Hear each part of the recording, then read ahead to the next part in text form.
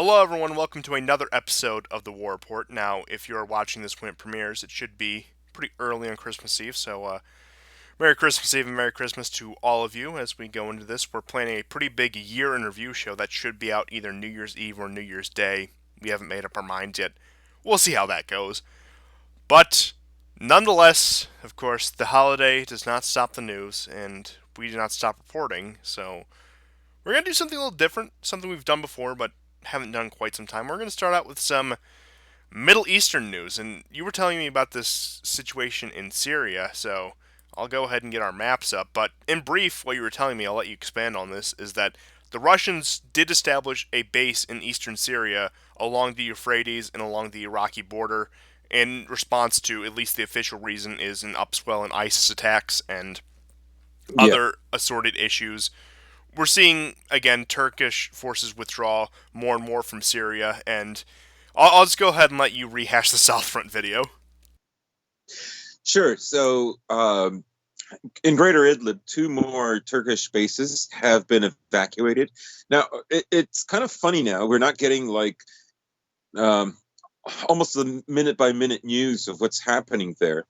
Um, every week or so will go by, and you'll hear about another Turkish base being abandoned, and that it was under siege by the Syrians. But you don't have now. I don't know if there's just no casualties to speak of, so perhaps it's just a waiting game, or that the details in and of themselves are very sparse. But so two more bases have been evacuated, and that's kind of interesting because a lot of those fighters who were there were taken to Nagorno-Karabakh and fought for the Azerbaijanis. Except what they didn't realize, after being promised that victory would bring them homes and resettlement, was that they were used by cannon fodder by Azerbaijan and had per capita the highest death toll. So what happens to them afterwards? I don't know.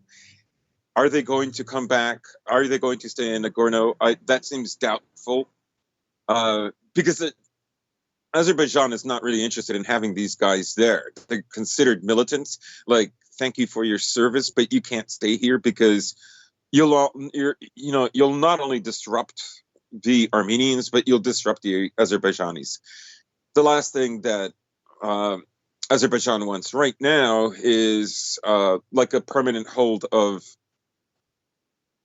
Islamists within their territory, Yeah, keep in because mind, despite being Turkic, the Azeris are a mix between secular and Shia, so a bunch of Sunni militants right on their border would not end well. They may have a common enemy in Armenia, in Russia, in whatever, but long term, after those dissipate or become a secondary thought, infighting will begin, as we see all the time. We see it even in Syria. How many of these groups, even that are hardcore Sunni Muslims, fight each other on a regular basis? absolutely. And I would say that given Azerbaijan's cooperation with Russia that has been ongoing for a very long time, including to some extent in Nagorno-Karabakh, I think Azerbaijan looks at this as a possibility where American influence can be used to topple them, because the Russians aren't going to use Sunni Salafists in Azerbaijan to destabilize Azerbaijan. They generally want to continue good relations with them, and Azerbaijan doesn't want any more scrutiny. You know,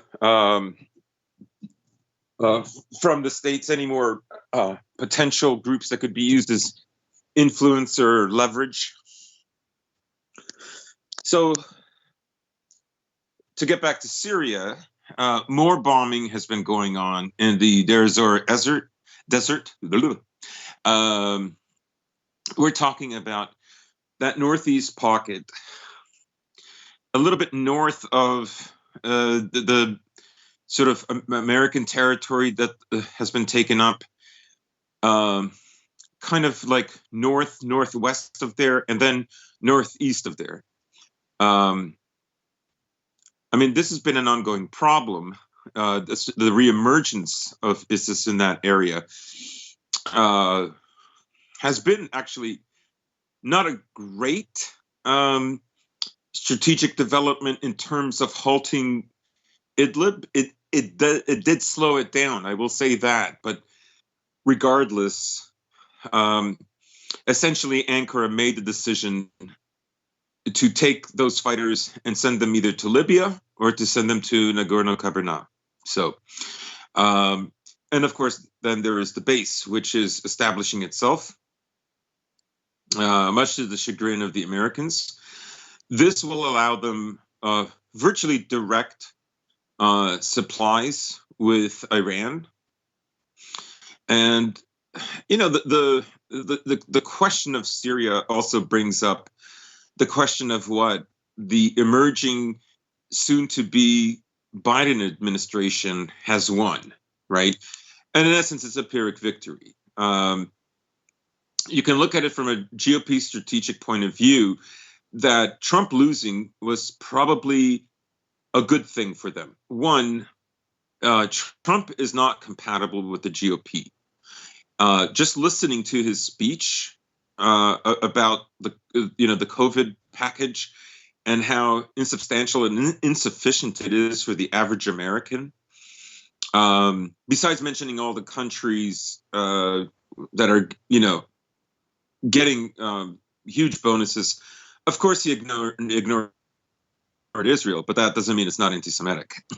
Look, I'm gonna have to draw a line here, and we're gonna have to not mention Israel. that country on the show until we talk about their elections, of course. But continue. Yes, so that populist message is incompatible with the GOP, which has been hooked on, fiscal conservatism and really nothing else. Essentially, it's a branch that's devoted to militarism and corporate handouts, and that's it. And it functions in no other way other than being a mouthpiece for some other core issues for conservative Americans who are going to be led astray basically every 4 years. In any case, so Biden, what does he gain from this? Well, he's going to gain probably the worst American economy in the last 100 years. Some people are saying that this depression will be like that of the 1870s, never mind the 1930s. I could see that happening. I think we're going to see massive unemployment, massive house foreclosures. In a sense, $600 is so woefully insufficient. Now, to be fair, with the average age of Congress, $600 was probably a lot back in their day. They're probably just a little confused. So let's cut them some slack here. But yeah, back when you could go to the movies for a quarter. Yeah. The good point. Touche. So he gains that. He's not a popular politician. It's only that for half the country, Trump was an immensely unpopular politician. Kamala Harris is not a popular politician. So you can see the GOP strategy is to win in 2024 and to mitigate the possibility in 2022 for the congressional elections, what happened in 2018, which cannot be really described any other way than a Democratic backlash. In terms of wokeness, I mean, that brought in the first transgender congressperson or whatever. I can't even remember what they're transitioning into. I frankly don't care. And the squad, of course, like AOC and Rashida Tlaib right. and Ilhan Omar and what's the other one? Something Presley. Yes. So there isn't. I think what they're betting on is, despite the whole, even McConnell alluding to that this was a fraudulent election. The fact is, he can say that, but it doesn't matter. I don't think for him there's going to be much political cost, especially when there's so many people that are disappointed with the election. as much with the outcome as with the way it was handled. So the Biden administration is not going to be an easy thing for them, and so you can understand the strategy, right? Pretend to like Trump, pretend to like. I mean, the whole Trumpism thing is already like pretty empty. Um, what the f does MAGA even mean? So they're going to use that as a marketing campaign for future elections and so on. But what will the Biden administration inherit globally and with regards to Syria? I think that's when things get dire. I don't think anyone can conceive that the Biden administration will be better for Syria than the Trump administration. For as perhaps as lax as Trump's campaign towards Syria has been, causing Democrats to suggest that he's a Russian puppet. The truth is, it's a different strategy. It's not a great strategy. It's just as evil as that of Obama's. Take for instance him wanting to assassinate Assad, or take the crippling sanctions that have been placed on Syria and that people are now even as up. recently as today. That's right, exactly. I was just going to get to that. So yeah, even today they've placed new sanctions, and so I mean, essentially, America's role is to punish Syria. In a way, it suggests that Syria already belongs to America, or to America determinism. Because if your policy is merely to punish, but you don't actually have a policy other than to just make life miserable because you didn't get your way, in a sense, it's just punishment. But that brings up the feeling that in a kind of political monad, that like Syria too belongs to America, if that makes sense. It overrides everything else. So with Biden, we're going to, we wonder if we're going to see a stepping up of sanctions, but also a stepping up of action. And the reason I say this is because I don't see how, if Biden is serious about rehashing the JPCOA, it's not conceivable to me how that could ever, how that could ever be a possibility without first getting Iran out of Syria. That's not possible. Yeah, then so if you want to add to layers of complication with that, during a phone call between Putin and Macron yesterday, both reaffirmed that they want to see the deal continue. So, of course, that's going to be interesting since Russia clearly has no problem with the Iranian forces there, as much as the media tries to say so, considering the fact that there are new bases, in fact, facilitating Iranian forces. But I wonder where the French would fall. I don't know. Like, I think they'd probably say, oh, some Iranian forces are okay, just not within a certain distance of Israel or Lebanon or whatever. But yeah, that's going to be interesting. But I think the general point you're getting at, which I agree with, is that it seems like the deal is pretty much untenable, and any hopes of fixing it is just a fantasy. And as we discussed previously, Iran at this point, because of all of the chaos and the deceit and mistrust and deception and whatever word you can also put to that, is probably on the path to being a nuclear state in probably the next 5 years, barring Biden doesn't invade Iran within, I'd say, 6 months of him being in office, which frankly I do not see. But barring an American invasion within the next year, to be the most generous, I doubt Iran is going to be prevented from becoming a nuclear state. Yeah, I don't think Iran really has any trust in the American political system anymore. I think Iran correctly sees that after Trump, it doesn't matter which administration comes in, that ties with Israel have actually increased, and that Biden will not be able to roll back the agreements under the Kushner plan. We already have talks, for instance, about Israel setting up missile bases in Saudi Arabia to take a sort of a stance against so-called Iranian aggression in the Persian Gulf on the South Bank. So um, there's no way Biden is going to walk that back. I mean, if I saw anything in these 4 years, it's that I saw Democrats, basically pander to the to AIPAC just as much as Republicans.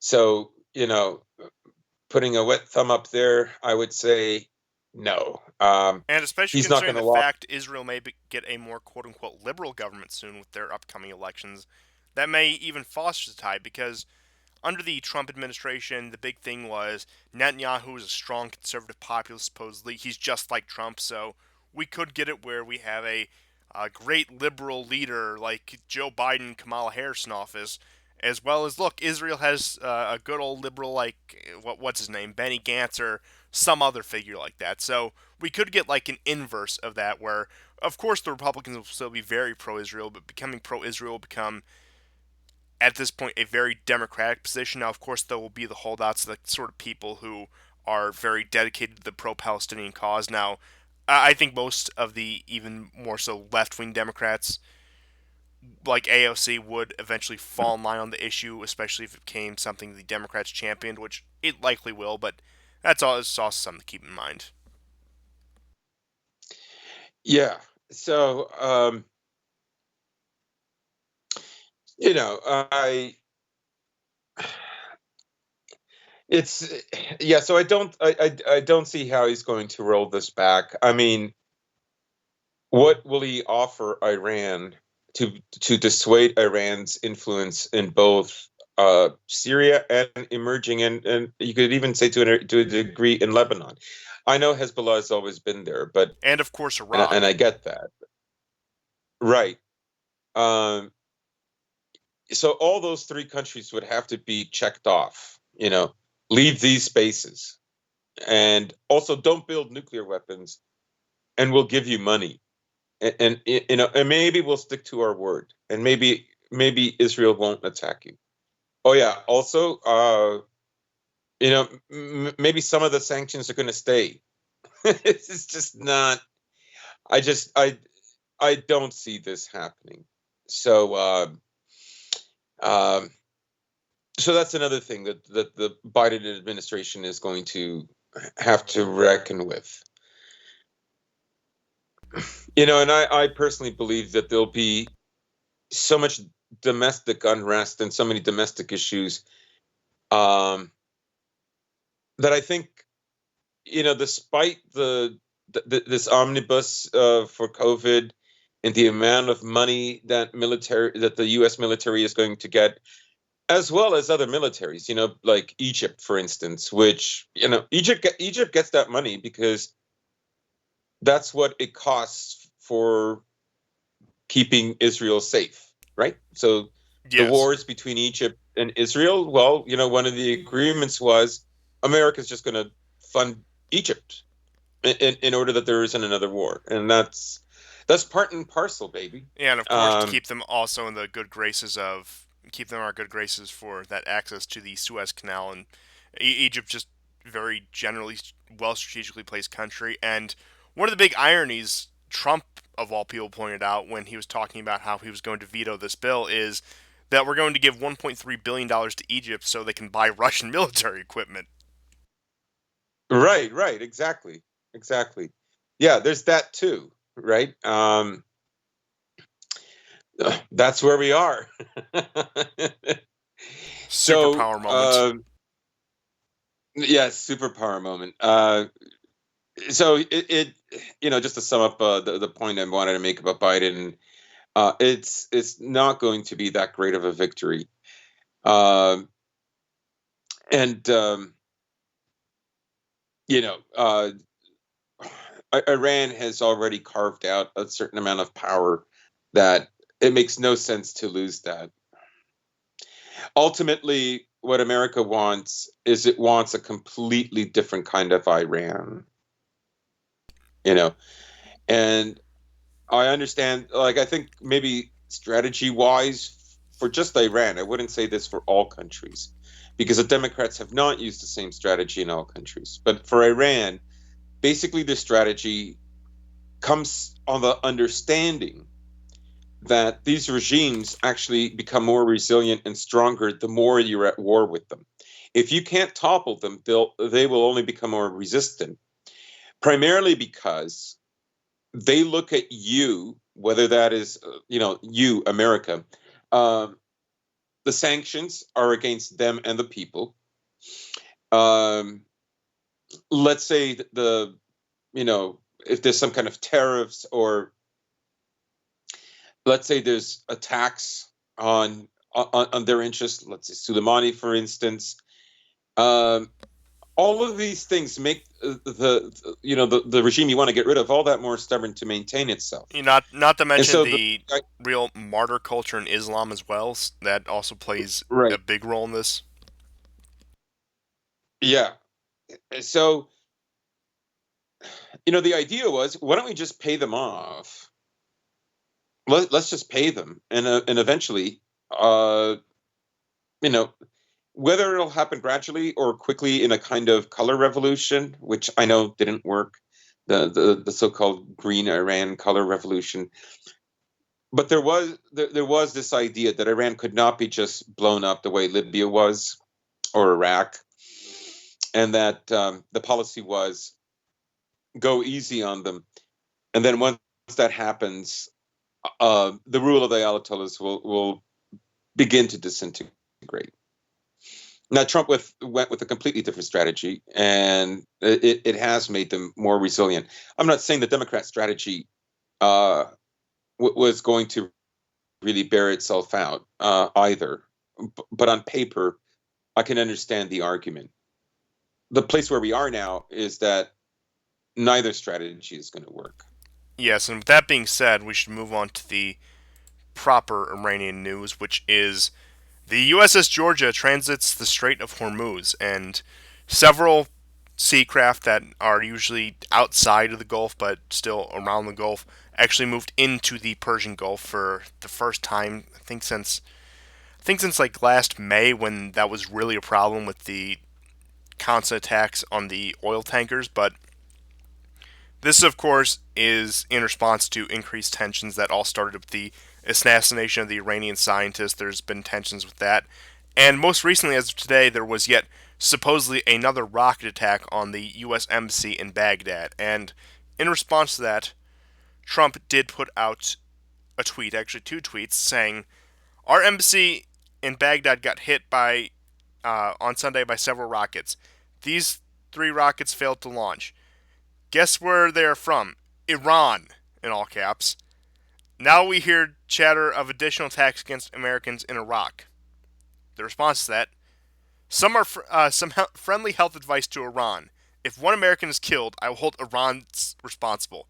Think it over. So, the general bluster, even as he is on his way out of office, we see this. And, like I said, these are some pretty big naval moves into uh, through the strait into the Persian Gulf.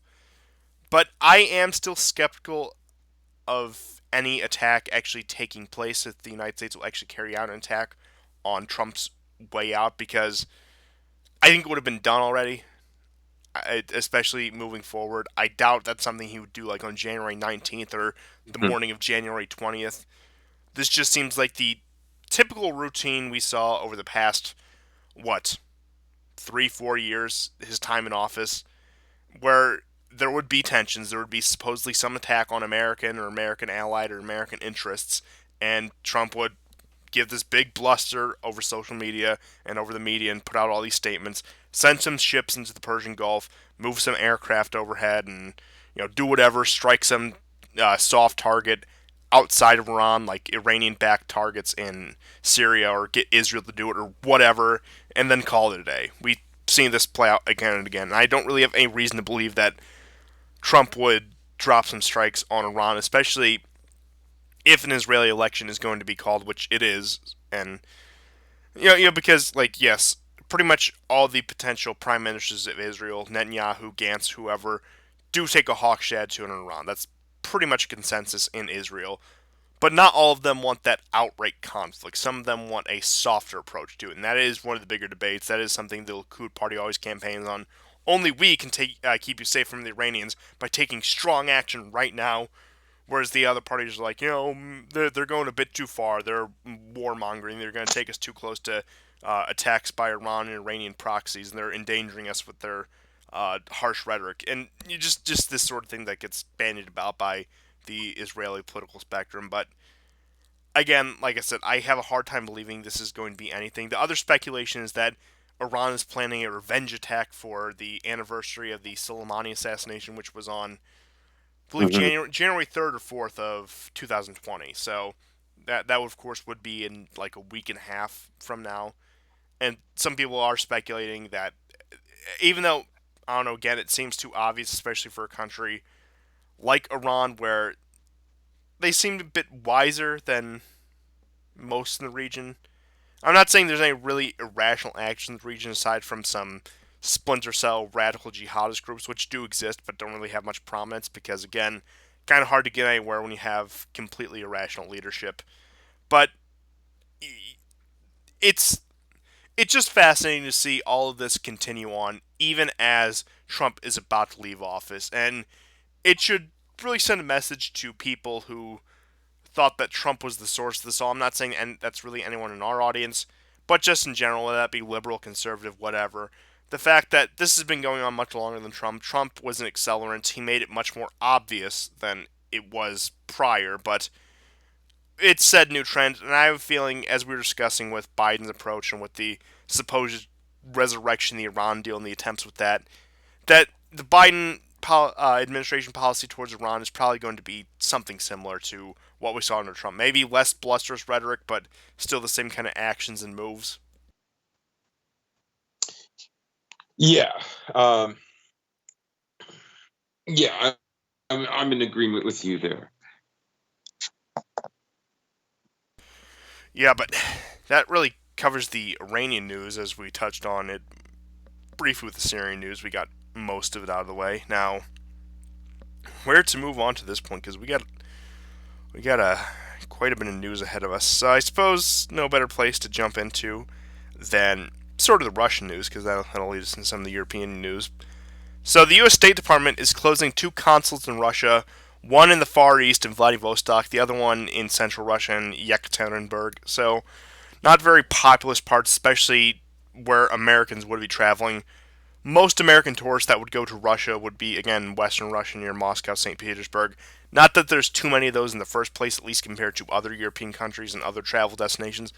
Hell, I think there's probably more Americans that travel to China annually, of course, with the exception of this year, than Russia. And again, that Mhm. goes beyond tourism, but like business interests, government interests, etc. That yeah, we probably have way more Americans in China than Russia. So, of course, this is a sign of souring relations, but it's probably also a sign of just lack of use and looking for places to trim fat off in terms of the budget because again there's not going to be very many Americans in those parts whether they be tourist or business because again most of the business which again, with sanctions has been severely limited over like the past 6 7 years more towards 6 we're heading to 7 years it's been almost 7 years since the Maidan fun fact that yeah it doesn't really make sense to keep them open. But again, that's sort of a chicken or egg question. Like, do they see less use because of souring relations, or are relations souring because we're closing down? Again, just sort of like again, chicken or egg, which came first. But this isn't really a move. From what I understand, This isn't really a move from what I I'm understand, concerned about. But go ahead. continue. Yeah, from what I understand, this is somehow related to perhaps diplomats, politicians, Americans that might be in that region. By closing those two consulates, suppose you were in Vladivostok, you'd have to fly to Moscow in order to deal with whatever regulations the Russian state expects you to deal with. Um, so in a way, it effectively seals off, um, you know, or creates problems for Americans in that I area. would say anything east of the Urals at that point is pretty much a no-go zone for Americans. Yeah, I mean, I don't disagree with you for average Americans, but I think for possibly for politicians, diplomats, other state representatives, yeah, it will be. Yeah, but Not that there's many of them either, but yeah, in terms of like tourism and business, not that they're, especially again when it comes to tourism with Russia, like I said, it's mostly going to be in those older cities. I mean, maybe a little in Yekaterinburg and even Vladivostok, just being such a far eastern city, but especially in terms of business relations, which again, as we've discussed, have been on decline just because of sanctions. That, yeah, pretty much bars everything east of the Urals to any non-government affiliated American, yeah, which may be the intent in terms of I don't know how infiltrated American NGOs or other international NGOs are in Russia. I don't imagine it's that much just because of the power dynamic. Again, it's not like Belarus we're talking about. It's not like Poland or Ukraine or whatever or any of these other sort of countries. Russia still has some weight to throw around and has the ability to at least restrict these organizations, if not outright ban them. So we see yeah. that I mean, play. there were those protests that were occurring in eastern Russia, um, west actually of Vladivostok, of course, but I don't know if they were in Yakutia or not, like in southern Yakutia. Yeah, but the funny thing about those protests, what the American media didn't tell you is they were led by the Liberal Democratic Party. Now, of course, they told you that, but they didn't tell you what the Liberal Democratic Party was. The fact that these guys who are supposedly the far right nationalists were the ones who were protesting against the Yeah, government. yeah, Which you do have to find entertaining that like, oh, it's finally a liberal revolution in Russia by a party led by a guy who consider a self-proclaimed neo-imperialist. It's uh, again, you gotta love the just little deceptive points to the point where it's not even like it's scoring geopolitical points over Russia. It's just complete pettiness at that point because nobody was convinced by this. Nobody gained anything, and like I said, complete pettiness. The fact that they would even try to buoy up a protest like this when again they had literally no stake in it, and again, just sort of the politics of a so-called superpower just acting so petty and juvenile and honestly just so below what you would think a global superpower should, at least compared to the previous great powers era. Could you imagine this sort of thing happening even during the Cold War? I couldn't. yes, yeah. I couldn't either.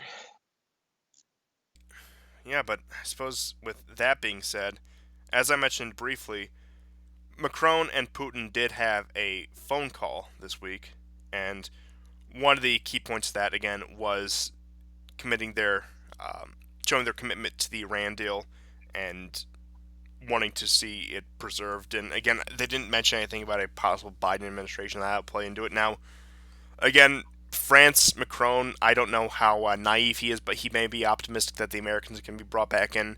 I doubt the Russians have the same sort of feeling. I think at this point, from what I've seen with the Russian moves and the Chinese moves to an extent, have been to sort of not scrap the JCPOA, but turn it into something that would pretty much put Iran solidly in the quote unquote Eastern sphere, something that would make it a solid ally of Russia and China, and sort of under their protection to the point where, again, it opens up the economies to, again, the second largest and what is it?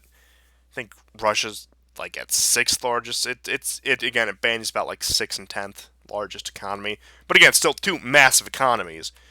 But the other points they Yeah, touched on were, of course, the Armenia conflict and their desire to see further progress there, and um, willing to coordinate different aspects of the settlements in Nagorno Karabakh, deal with refugees, infrastructures, and preservation of religious and cultural sites. They also said they were both committed to the 2015 Minsk Agreement for Ukraine and the decisions adopted at the Normandy Summit on December 9th, 2019. Uh, Putin also expressed to Macron that Ukraine must fulfill its commitments to political aspects on the settlement, including legalization of special status, of Donbass and inclusion of the Steinmeier formula in national legislation. Of course, it was agreed to continue work within the Normandy format. Direct quote from the press statement put out by the office of the Russian presidency. But they also discussed Syria and Libya and were optimistic on the progress there and their own bilateral relations. So it seems like, and of course, it ended with Putin giving Macron a birthday wish. How wholesome. But it seems like despite the brief dust up between Russia and France over the Navalny issue, it seems like that has dissipated because in 2019 through about the first half of 2020, it seemed like there was a real rapprochement between Russia and France, which was one of the more impressive things. And as we joked on this program, I wouldn't have expected Macron to have a better relationship with Putin than Trump having, than Trump has with Putin. But here we are, and it looks like we're sort of returning to that. And especially interesting as we approach Trump leaving office. Trump, of course, being the one who bucks the trend, the quote unquote illiberal president to America, the one who really throws things into chaos. Now you're having, Build Back Better, America's back, baby. Joe Biden's in office, and we can get back to normal. And again, you still get these sort of warm and friendly phone calls between Macron and Putin. And again, we've showed the maps over and over again, but it still does seem like France is committed to forging its own path, and I guess that's sort of as the leader of Europe, quote unquote, sort of establishing itself as its own pole. Same with Germany. I imagine Germany will probably be a bit more cooperative to a Biden administration than France will. But again, I think just those 4 years, and of course, Macron came in like 6 months after Trump got into office. I think those have done an irreparable, I don't even want to call it damage, but an irreparable change to American European relationship, especially American French relations. Yes, and France has the largest, most capable military on the continent. Um, they are the military front of say the EU. They are, I would say, probably on par, if not more so than the British in terms of military power. Although I would say that one parodies the other. I'm not sure exactly, but let's say if we, you know, uh, regard that Britain is no longer in the EU, that's going to have, Not to mention, France um, also has more nukes than the UK, and I believe more yes, more maintained nukes in terms of launch capabilities, whether that be through missile, sea craft, or aircraft, or whatever. Not downplaying the UK's nuclear arsenal, but I think the French have a bit more advanced arsenal, probably on par with someone like China. yeah, yeah. So um, there's that. Of course, France and Russia are on the same side with regards to Libya. They want a similar outcome. They're generally And the speaking on the Caucasus. same side. And yeah, the Caucasus, Nagorno-Karabakh. Uh, France does not have a good relationship with Turkey. Uh, Russia would not mind putting a few screws, tightening a few screws on Turkey for obvious reasons. So all of these things are factors. Russia also, as long as we're talking about Russia in the news, is now flying some of its Russian bombers with these ships in the South China Sea. These are first time ever coordinate maneuvers that they're doing. It's a pretty loud and clear message. And just to tie this back with Iran, China depends, and Iran even more so depends on China to buy its oil. So you could argue that, as you mentioned, that these 4 years have brought in so much change, and a lot of it isn't even Trump. It was change that was inevitable, particularly the rise of China. That Biden himself will have to do something about China. He cannot totally ignore it. And how is he going to make a deal with Iran and at the same time remain hard against China? To me, it doesn't seem possible. But Yeah, there's no. I don't have any other news outside of Russia except, of course, the Navalny crap. So Yeah, now but the that's latest just story treading is. old water. That pretty much what happened is literally no different than what happened during his alleged poisoning and whatever. Again, I'm just waiting for Navalny to speak at the 2024 DNC. Or at this rate, maybe the RNC. Maybe he'll come out there, but the direction of the current Republican Party. Maybe he'll just be up there with Nikki Haley and Dan Crenshaw talking about how proud he is to be the first gay leader of the Russian opposition, or whatever his whatever is in vogue at the time. I don't know, but again, expect Navalny at hell maybe both national conventions. Maybe he'll go out his way to make both of them. Wouldn't that be something? And being 2024, he'll still probably be wearing his mask and everything. Still completely in compliance with that, because who knows when this is gonna end. But I'm going to waste that perfectly good You don't transition. have to be compliant with only. Oh yeah, of course, of course. But I'm going to waste that perfectly good transition and talk a little bit about Bulgaria. Now, Yeah. Erdogan, quote unquote, openly interferes in Bulgarian politics, say Bulgarian pundits. Now, Erdogan released a video statement in a completely unprecedented fashion to a mostly ethnic Turkish party in Bulgaria, because Turkey still does have a significant Turkish minority. And again, it was just general boilerplate statements about, oh, you're doing a good job, and keep on fighting the good fight. Just the same canned statements all politicians put out there with those kind of messages. But it looks like Erdogan is trying to flex Turkish power in the Balkans again, and I am surprised. This does make sense, but I am surprised that he has been sort of quiet about the Kosovo issue, and with that, because I figured that's probably a place to exercise Turkish influence. Bosnia, Albania, Oh Kosovo, yeah. etc. But maybe that's further down the road, and especially as French influence, French or European Union influence increases in the Balkans, we may see that yet be yet another front of the Macron Erdogan rivalry. And at this rate, just because of I'm too interested in the plot line of where this is going, that I kind of want Macron to win yet another term in 2022. I think it'd be a shame to close this door. And again, sort of how I think it was a shame that even for, I guess, quote unquote, the plot line alone, that Trump lost election. I don't think the Biden plot line will be as interesting if we're thinking about this as a giant reality TV show, which, frankly, at this point, it has about as much dignity, if not less. That's sort of what we're doing. I mean, just consider this reality TV show. Your two favorite reality TV stars, Constantine and GSP. Hello, we love you all. But with that being said, I mean, this was the next logical move.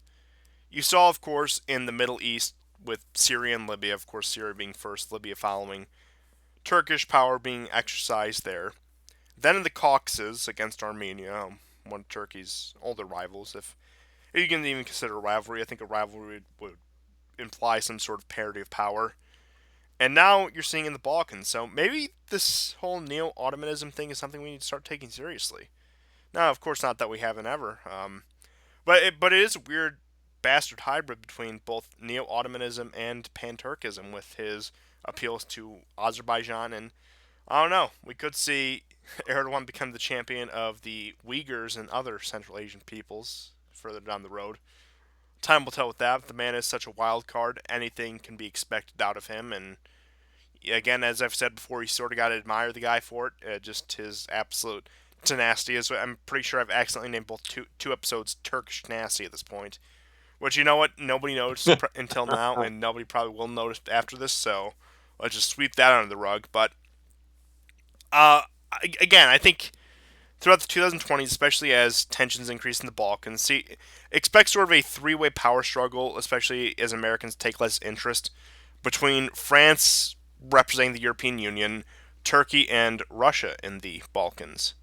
Because I think that's where it's going to really play out. I think it's mainly going to be between France and Turkey, with, of course, Russia holding to its historical relationship with Serbia. But again, I think the two big power players are going to be the European Union and Turkey, especially over the question of Bosnia, which is not a European Union member, Albania, which is not a European Union member, and Kosovo, which is not even a officially recognized country by modern standards. It is technically not a UN member, and I doubt Kosovo being recognized as part of the international community is something that's going to come soon, despite the fact that both France and Turkey do recognize it. But I still do expect a bit of competition for influence over there. I don't know. Geopolitics does take these weird turns. Maybe you'll see the French supporting the right of ethnic Serbians in Kosovo to counteract sort of the Turkish Muslim influence of the mostly Muslim Kosovars. I'm not saying that's going to happen. I'm not predicting it's going to happen. I'm not even saying it's likely, but it wouldn't be surprising at this point. Hmm. Yeah, I mean, there's also talk about Turkey basically working with Ukraine militarily, in terms of arms development and so on. Basically, a broad partnership, Oh, so and the Tatars are making a comeback, is what you're telling me. yes, yes, yes, and they're finally going to reconquer Donbass, and then after that, well, who knows? Probably Crimea. I mean, this is so. I mean, Turkey is just playing with Ukraine at this point. Like, Turkey isn't going to risk that. Um, Just out of curiosity, you know how many, if any, Turkish volunteer fighters are in Ukraine? I think there's. I don't think there's a lot, but I think there's enough to actually register on the radar. I don't know. I mean, I don't know. I I thought I don't know saw a if there's story any. about that or something, or maybe it was some other Muslim country, but some Muslims I fighting don't. alongside like the pro-Ukrainian militias, or I don't know. Maybe I'm just making that all up, but I thought that happened at I, some I point. I don't think there's probably no, and this isn't to say there aren't any Swedes, but there always have been Swedes since this war broke out on the side of Kiev. So, but I would say it's probably no more than Swedes going in to fight. Like, really, in terms of Muslim support, it's probably mostly Chechens who are on the other side. Of Yeah, course, there are Chechens who are fighting for Donbass. They're fighting against Kiev, right? yeah. There's For that. anyone who's like, for anyone who thinks like, you know, Chechnya is going to like become a problem anytime soon, as it was in the '90s, I don't think so. I'm not writing it off, but it's not likely.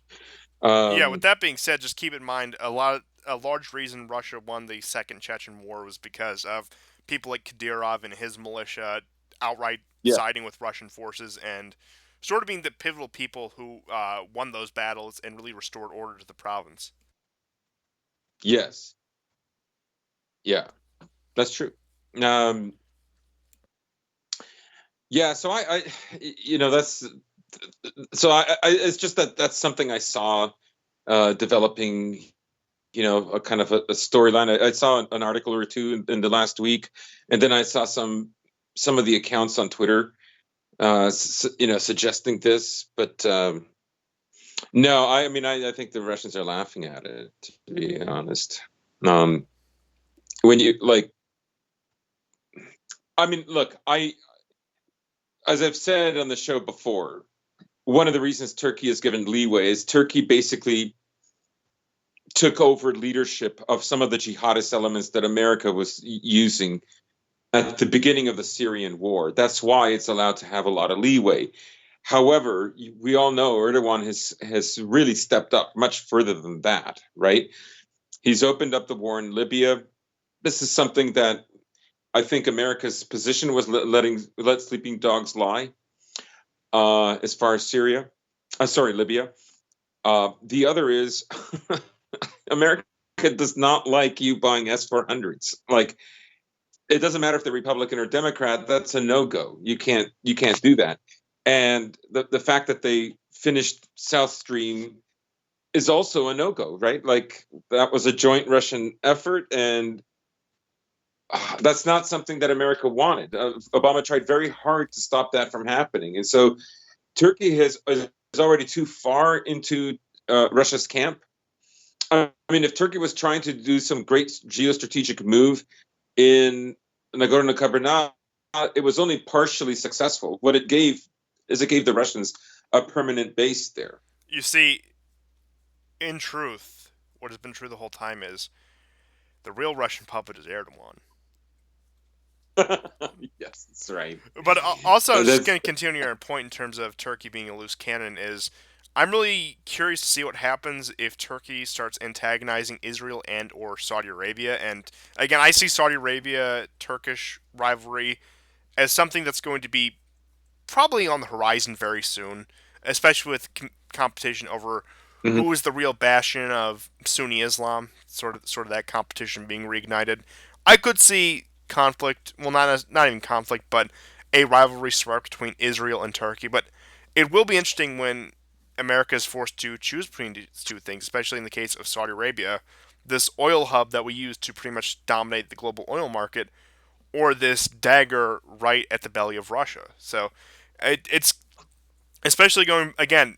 You see this all the time. These emerging geopolitical crises under the return to normal with the Biden Kamala administration, and Yeah. everything's going to go back to like it was in what 2013, 2014 when we had just good old Barry Obama in office, and again, chalk up yet another crisis, Turkish tenacity, to that list. And yes, I'm going to use that.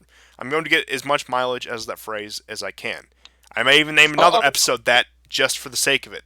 Maybe Turkish tenacity part two or part three, depending on where we are. But I think I have a few good episode titles in mind. Of course, well, that's good. I won't leave you. I won't bore you to speak about those right now. But moving on. I mean, Go.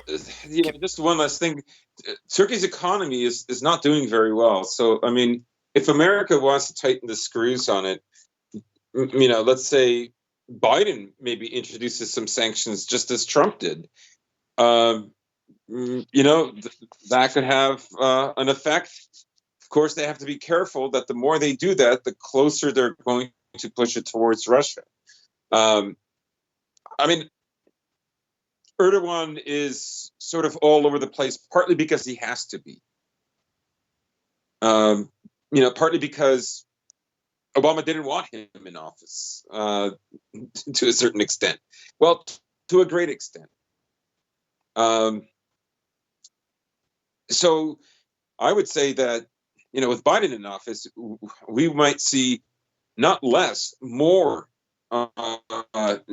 Turkish and Russian cooperation in certain sectors of that region. Not everywhere else. I'm not going to say that would be the case in Libya. But in Syria, South Caucasus, sure. Yeah, again, the same sort of relationship Washington has with Ankara is, again, pretty much mirrored with Moscow. You do think, because of conflicts like Syria and more recently like Nagorno Karabakh, that Turkey and Russia are rivals, whereas, again, it's that same sort of complex useful nuisance relationship, I put it. Mm-hmm. But with that being said, I suppose we should talk a little bit about the UK now. The UK has allegedly discovered a new strain of the certain disease that has been plaguing the world since January of this year, and they have moved into very strict lockdowns because of that. And again, Boris Johnson has faced upward criticism. A lot of criticism about that. He's been fighting a really uphill battle with it and with UK citizens defying those lockdowns. But that led to, within 24 hours, pretty much the entire world had shut off travel to the UK. Air travel completely suspended. Land travel, again, being an island, not really a problem. Sea travel, again, mostly, if not all, suspended. And it is interesting because Macron does continue sort of his emperor LARP, which is why I wasted a great transition. And he says, you will be. Macron mocked the UK Brexit hopes in relation to this because this is around the time Brexit is supposed to happen.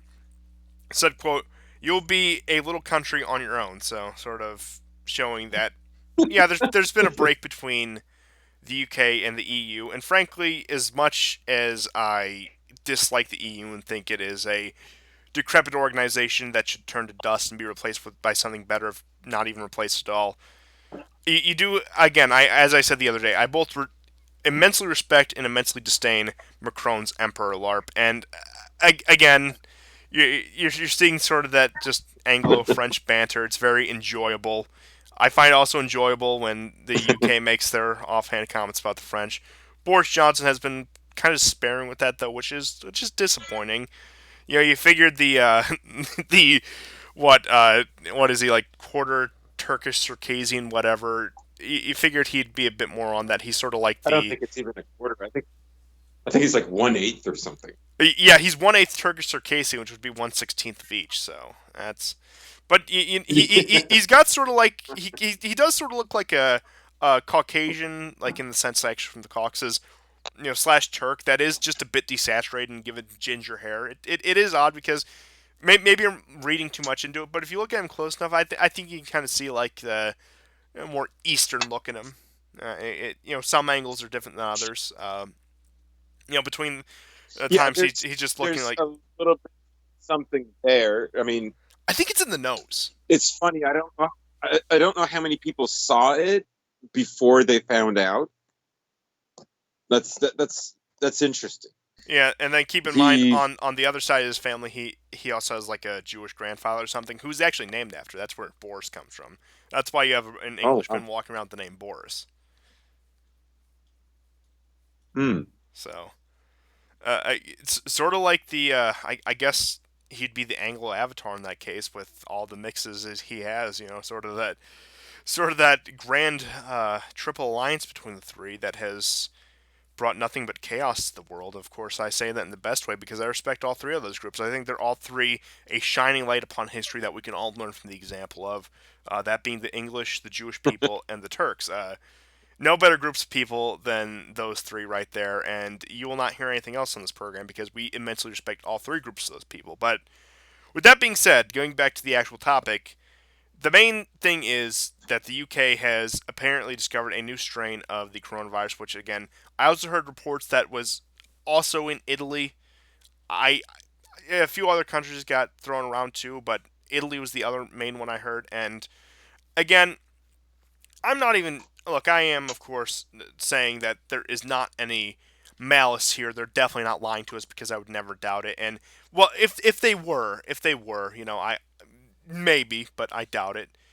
But I do attribute this more to just general incompetence more than I do to any supposed malice, which again may or may not exist. I'm not taking position either way, for the sake of our overlords here on YouTube. But I wouldn't put it past them to mistake something for a new strain or just. I mean, they've completely botched this crisis all over the world up until this point. So their credibility is kind of shot, at least for me, from that perspective. But again, maybe somebody just had a particularly nasty case. Or there's a few particularly nasty cases that they're attributing to a new strain. But I do have to say, in all honesty, I am a little skeptical of just this new UK strain that has developed, especially when there has been so much public backlash and outcry about things like lockdowns and other measures put in place, and the economic strain that has had, and a lot of people who have missed rent payments, missed house payments, and perhaps even their entire livelihood is threatened, whether that be how am I going to eat, where am I going to live, etc. So, I, as public outrage grows against it, maybe they are trying a new fear mongering campaign. Again, I don't know quite what to make of it, and I do think it's a little bit too soon to be making these sort of speculations. But I mean, I suppose here we are. But again, it's going to be something interesting to watch. Like, where are they going to be right this time? Is this going to be as bad as they projected the original one to be, or is this going to be yet another dud? And again, I know what side I'm leaning on, but I still think it's too soon to speak on such things. Yeah, I mean it's DNA, so it's going to mutate. We would only be expecting new strains to develop. Uh, I would even hope the vaccine makers are aware of that. I think they are. Um, is this something nefarious? Well, that's kind of up in the air. It's possible. They certainly know what the effects are, right? They know what the effects of the lockdowns will be, and there isn't the kind of compassion towards the people during the lockdowns, and it primarily is revealed by the kind of measly proportions of the budget that are granted to the people who are losing, their livelihoods. So, there's other things too, like, a lot of the lockdowns were based on what was happening in northern Italy, and that model, as it was upscaled, and the kind of projections they made for all of the countries, I think really did cause and warrant the initial lockdown. But as it turns out, for what reasons I'm not completely aware of, what happened in northern Italy didn't happen when you upscale it, as they did, in all the other parts of Europe, or even the U.S. for that matter. So maybe New York is an exception, but Yeah, but how much is that attributable to Cuomo's policies and de Blasio's policy? Again, that's also the big thing about speculating on politicians being responsible. Again, you've heard the left for the past year blame Trump for all of this. Trump is responsible for all 250,000 COVID deaths in the country. Blah blah blah blah blah. When again, it was largely a state by state basis. Again, as you were telling me, in Canada it was largely a province by province basis. So, attributing blame to governors, mayors, whatever. Again, that's up in the air. But again, I would also say that New York was probably comparable to what we saw again just out in northern Italy, where we didn't really see this in France or Germany. It did get bad, and of course, like in countries like Iran, where their healthcare infrastructure is completely demolished, it was horrible. In southern China, where again it isn't too developed, it was horrible. Even in some of the less developed parts of Russia, it didn't really seem to hit that hard. In less developed parts of Eastern Europe, so again, that's been the thing about this whole thing from the beginning. It's been just been so unpredictable that what holds true in one place just doesn't hold true in another place. The fact where initially I thought this ain't going to be a big deal. Hits Italy. Oh yeah, it's going to be a big deal. After a couple months, May, June comes around, which and I know I'm even a late bloomer when it comes to that compared to most people in the quote unquote right wing. That I started to realize, okay, maybe this is getting blown a little bit out of proportion. But again, just a new strain is just to be expected. And again, I do think it is a little bit of a it should be a little bit of a wake up call to the people. Again, I doubt there's any who watch this show, but to the people who think, oh, 2020 was just an aberration. It's all going to get back to normal in 2021. We're going to enjoy a nice, peaceful, normal decade under Supreme Leader Biden or whatever. But yeah, so that's what we're looking forward to in this upcoming decade. Probably more just. I mean, I imagine whether it be real or whether it has to be something they sort of have to concoct or sort of exaggerate, that we're going to hear about a new strain every year, every few years of it, or something related to it. That, again, I think they're going to milk this cow for all it's worth, and it's probably going to be quite a few years before we stop hearing out altogether. If this hasn't even become just like a seasonal disease, which at this case I fear it might have, just because of how widespread it was, and even if and again, at this point, who knows if containment efforts would have even been enough to prevent all of this. That's all worthless speculation at this point. Yeah, I mean, where I am in Canada, we're going into a lockdown, not quite as tight as what we saw in the spring, but there is talks. There are talks that it could get to that level. And again, as you pointed out earlier, our East Coast, or what we call our maritime provinces, had a very strict lockdown, even though there was really hardly any deaths, as well as Quebec. And you could contrast that with Alberta, which was like, I mean, I was there in October, and you would hardly even know that there was a lockdown, quite honest.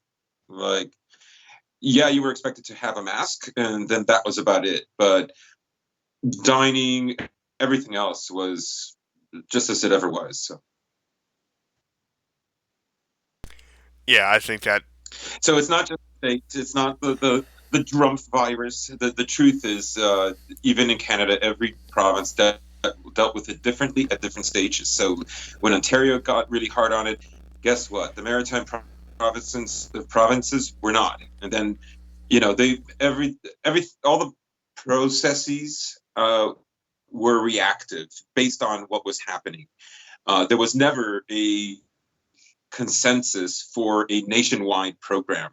It just didn't happen. So, I know a lot of liberal Americans who, praise Canada, but quite honestly, the reason probably for the low numbers here, it isn't because we dealt with it extraordinarily better. It's because, I mean, we just don't have the population.